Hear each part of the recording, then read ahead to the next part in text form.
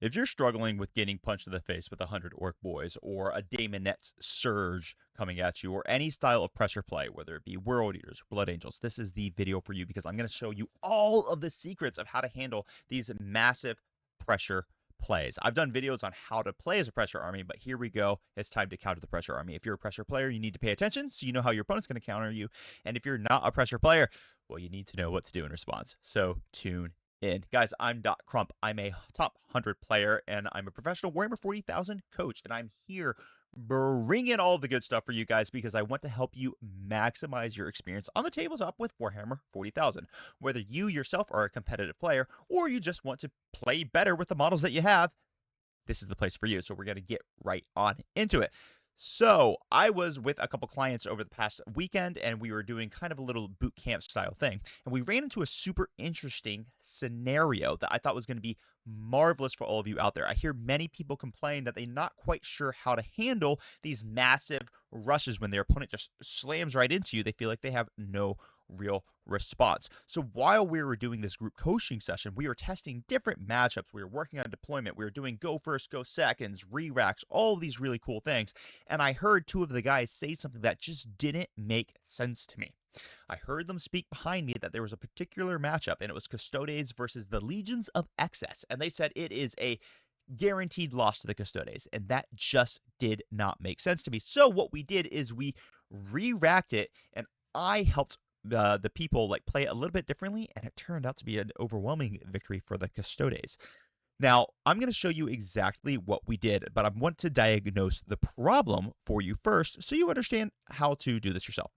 So what is pressure play? Pressure play is effectively when they're just going to rush you with tides of bodies and a crazy amount of damage early game, and you're just never going to be able to respond with enough firepower and or board presence to get the score. So they're going to overwhelm you turns 1 and 2, and you just can't rack up the score, so you're going to end up losing. What pressure play really wants to do is it wants to force you, the opponent, just to make mistakes. It wants you to undercommit into the wrong area or overcommit into the other area. They want you to having a scared deployment where you're deploying too far back because you're afraid of them hitting you in turn 1. They want you to just try to play for points because you're automatically conceding the board to them. That's what they desperately want you to do. There's this concept with pressure play where they're going to go full send or no send. They're going to be basically giving you nothing, or they're going to give you 2,000 points of their army all at once, and you're going to have to handle it. So in order for you to counter this style of play, we need to do a couple things. We need to limit the reserves that you have because we really, really need everything on the board. So let me go ahead and give you an example of an incredible pressure list. I'm going to talk about the exact problems that it presents to you, and then I'm going to use real life game state to actually demonstrate how we are going to deal with this. All right, so this is a beast of a list. It's one of the most popular lists that are going around the world right now, and it's going to be taking over the meta. If you haven't seen it yet, trust me, you will. This is a Legions of Excess plus Warp Tide list. It's typically going to be run in Recon. Sometimes you'll see it done as a priority assets, whatever. Effectively, here's what the list does. Is it takes 60 Demonettes, and they all get advance in charge in this detachment, and all Slanesh demons get fallback in charge into this detachment. And it just sends everything forward in turn 1. It's going to send 2 Keepers of Secrets into the center, where they both get -1 to be hit because they kept the -1 to be hit through the balance patch. And then they're also going to be -1 ballistic skill because they're going to be there. Makes them very hard to kill with their 4-up invulnerable save. It sends 60 Demonettes forward. It sends all the Fiends forward. And then Seekers of Slanesh get a 9-inch scout and crazy movement. So the entire army goes very, very fast. Now, this Torment Bringer with False Majesty will provide an aura of sustained hits and +1 to wound to all the models that are not monsters, which is everything except for the 2 Keepers of Secrets. And then the Mask is a lone op that's going to be running around giving other models +1 to wound and -1 to be wounded. So this army hits you like a freaking truck. The Legions of Excess ability is that they can give up the ability to have fights first if they charge, and in return, they're going to get full rerolls to hit and reroll 1s to wound. Stack this with the fact that everything in the army has devastating wounds, and you've got strats to deal extra devastating wounds, and you've got strats to pass off damage to other model units. It's an incredibly intimidating army that will punch you in the face with approximately 2,000 points in turn 2. And if you're not ready for it, you're going to get rushed over. And this is exactly what happened in this matchup where one of our guys was running the Custodes and our other guy was running the Legions of Excess. Effectively, what happened is they just full sent everything in turn 1. They utilized Hidden and Gone to Ground to make sure all the Demonettes couldn't get shot off the board. The Custode player just kind of moved up to try to match them in turn 1, and then they got hit in the face, and they lost about 1,000 of their points in turn 2, and they felt like there was nothing they could do. But I'm going to demonstrate exactly what they could have done and how we fix this on the tabletop. So here's Tale of Two Tapes. So I'm going to demonstrate 2 different pictures for you. So if you will, look at this picture. The first picture has a Torment Bringer, which has a sustained hits, a +1 to wound aura, 3 Fiends of Slaanesh, and 10 Daemonettes. Well, what we did in this scenario is our bikes had moved up and they had shot a unit of Daemonettes to death, and then they got hit in the face with these 3 squads at once, and these 3 squads completely eliminated the unit of Virtus Praetors for the Adeptus Custodes. But now I'm going to show you one difference. In the first time that we played this matchup, all the Custodes reserves had started in reserves. They were going to try to rapid ingress into the background to try to score some points. What I did differently is I just started everything on the board. So now in round number 2, I have these 3 Venatori that advanced in front of the Virtus Praetors. The Virtus Praetors still shot 1 unit of Daemonettes to death. But now, when the Chariots and the Fiends of Slaanesh wanted to charge, they were going to have to charge into the Venatori. Sure, they killed the Venatori, but that allows these bikes to survive. And these bikes then get to go murder their opponent. Now, since these bikes survive, they're only getting hit by the remaining unit of Daemonettes that are on the board. When I said shot a unit of Daemonettes, there's another squad that is currently dead because of shooting.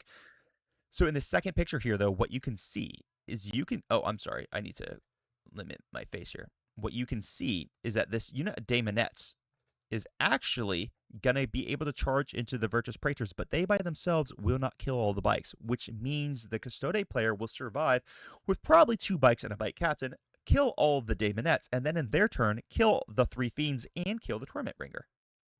The simple difference is all they had to do was sacrifice a 165-point unit of Venatori. Now, in the first picture without the Venatori, you're just going to lose the 225-point unit of Virtus Praetors and the 160-ish point shield captain because he's got enhancement on him. Which one sounds better to you? Losing 165 points of the Venatori, but then killing like 300 points, or sorry, almost 400 points of the Legion's Excess, or just losing your 400-point, three whatever plus point unit of bikes. It's much better in the second picture, and you can see how simply this one positional change just dramatically alters everything. Because in order to kill these Venatori, he's going to have to charge in with the Chariot and the Fiends. Now, the board state that I just want you to understand, and the picture's slightly off, so I don't need people like commenting on that. There was no way for an overrun fight to have occurred with the Torment Bringer. I slightly mispositioned when I took the picture. They could have done an overrun fight with the Fiends, but the Torment Bringer isn't going to be able to kill all 3 Venatori by itself, meaning, yes, the Fiends would in fact have to also hit into the Venatori if they wanted to clear the screen. This is a big deal. This is the difference of having units on the board versus having units in reserve, because all this occurs in turn 2. The demon player's turn 2. So massive, massive difference in board presence here. Let's look at the next thing that I want to talk about here. There is a really, really big deal when we start talking about combat movement. We have to understand the way that pile-ins work, and we have to understand the way that overrun fights work. What I just showed you in the previous picture is how just having a unit in a position to die can completely rescue a game. The 2 differences between those pictures, the first picture, the Custode player loses their 100 or 350-ish point unit. But in the second picture, the Custode player loses 1 bike and then kills about 400 points worth of Legions of Excess. The only difference being there was a sacrificial unit of Venatori. The next thing I want to talk about is how combat movement can save the day. When we do pile-ins, we have to understand that the way that the pile-in actually works.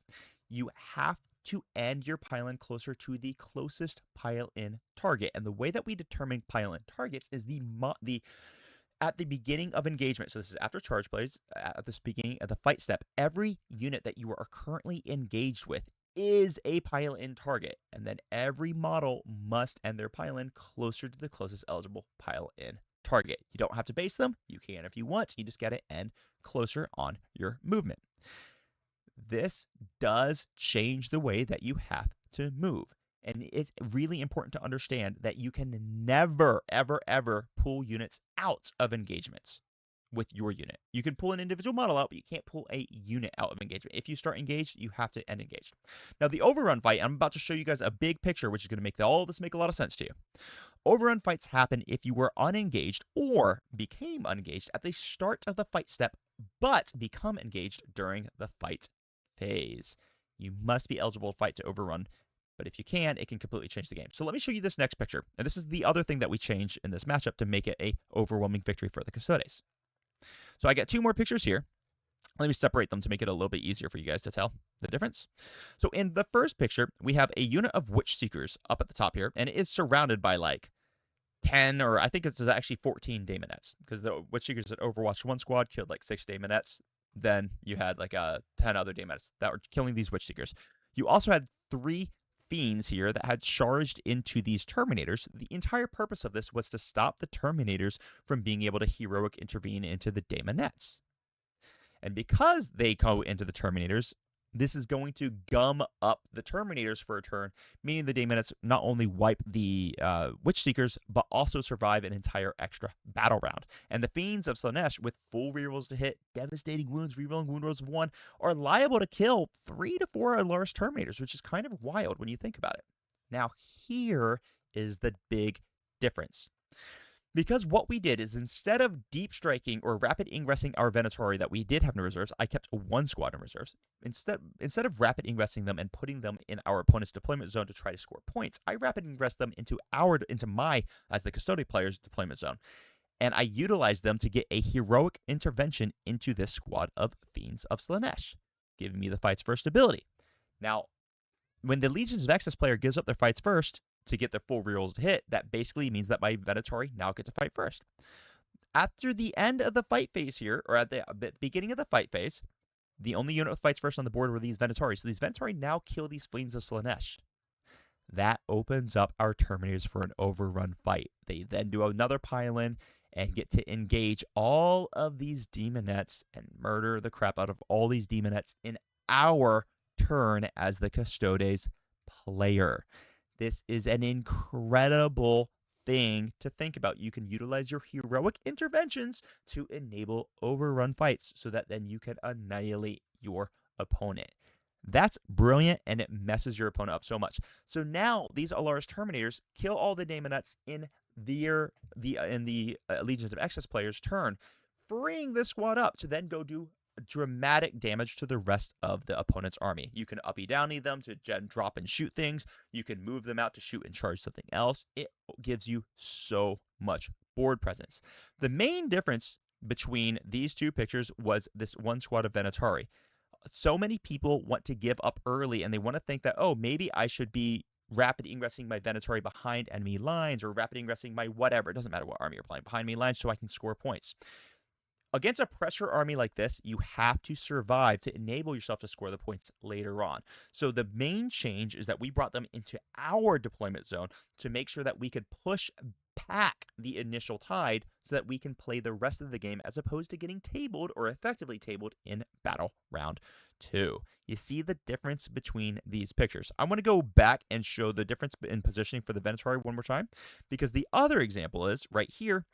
In this scenario, I actually start the Venatori on the board, and I utilize them to screen where my opponent gets to move. These 2 exact same identical pictures, the only difference being the Venatori are forcing the Fiends of Slaanesh and the Torment Bringer into them in picture number 2.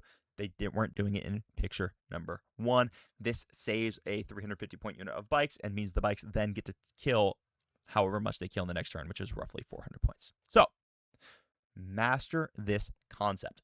Pressure armies desperately want to be full sending, and they want to overwhelm the crowd out of you. But you must have enough presence on the board to withstand your opponents. That's a very big deal. If you have a lot of stuff in reserves, if you've got 2 Vindicators in reserves, and you're about to face a, pressure army, you can't do that. You have to start the Vindicators on the board so that you can shoot them and punish them for staging aggressively in turn 1. You have to be able to survive in order to score your points.